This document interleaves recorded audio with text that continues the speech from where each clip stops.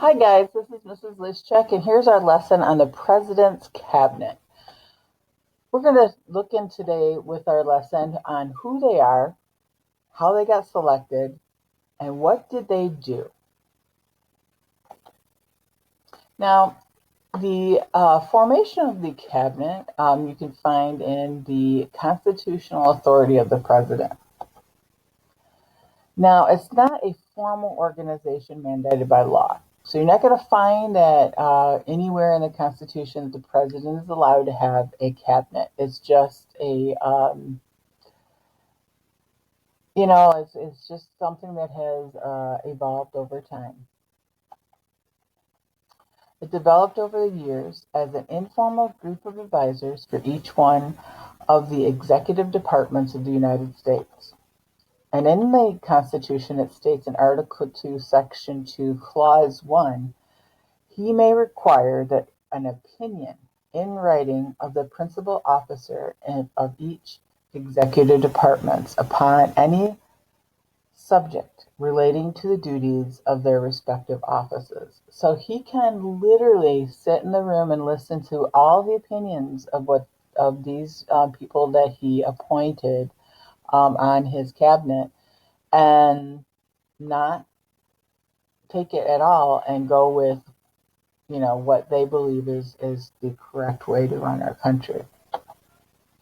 So let's look at the first executive departments, George Washington's presidency. And as you can notice, there's only 4 of them. He had the Department of State, which is Secretary of State Thomas Jefferson was in charge of. Department of Treasurer, where Secretary of the Treasury Alexander Hamilton was in charge of. Department of War, where the Secretary of Defense Henry Knox was in charge of.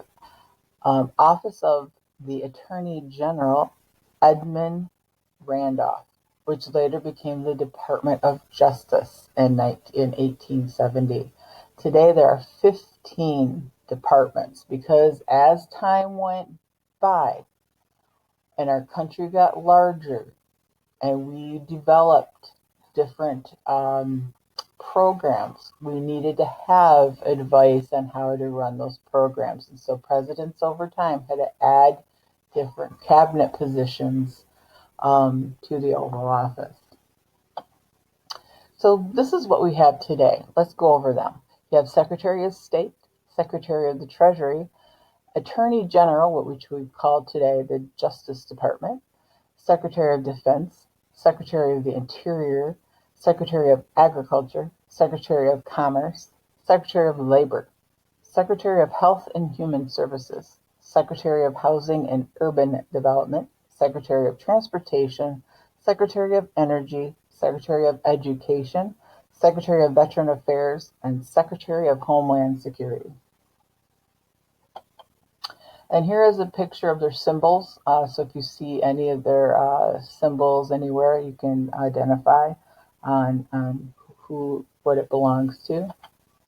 And then here's an interesting graphic of the seating chart of their meetings. And as you can see that they have a huge oval table and they all have a very specific seat that they sit in. Even the president has a assigned seat. And on the sides, there's also room for other people to advise the president, such as the CIA director, the FBI director, etc. Let's start off with describing each one of the departments. So let's start with the Department of State. This handles the foreign policy of the nation. It staffs embassies, analyzes data about American interests in other nations, and speaks for the United States at the United Nations. Department of the Treasury serves as the financial division of the government, manages public debt, collects taxes, manufactures coins and currency, administers explosives and firearm laws, regulates the production and distribution of alcohol and tobacco. Department of Justice oversees the nation's legal affairs. supervises the agencies that serve as the nation's police and prison systems and enforce antitrust laws. Department of Defense protects the security of the United States, oversees the armed forces through the Joint Chiefs of Staff. And the Joint Chiefs of Staff is the group of men and women who are the heads of the Army, Navy, Air Force, Marines, and Coast Guard. Until 1949, this department was called the Department of War.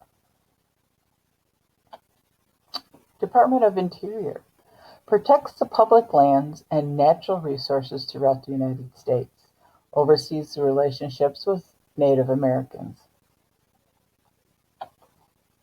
Department of Agriculture helps farmers improve incomes and production for home and abroad, develops conservation programs, and safeguards the nation's food supply.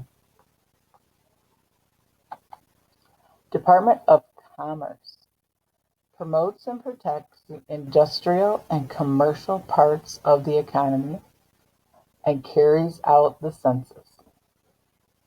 Now remember, ask your parents if they filled out their census form. It's very important.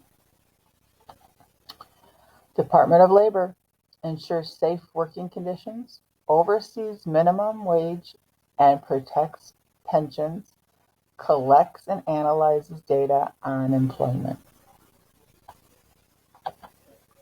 Department of Health and Human Services oversees programs concerned with health and social services of American people, manages federal, Medicare, and Medicaid. Department of Housing and Urban Development works to assist communities in the nation, ensures equal housing opportunities.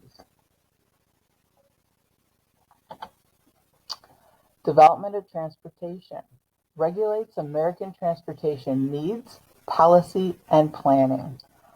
Works to ensure safe, efficient, and coefficient land and air transportation.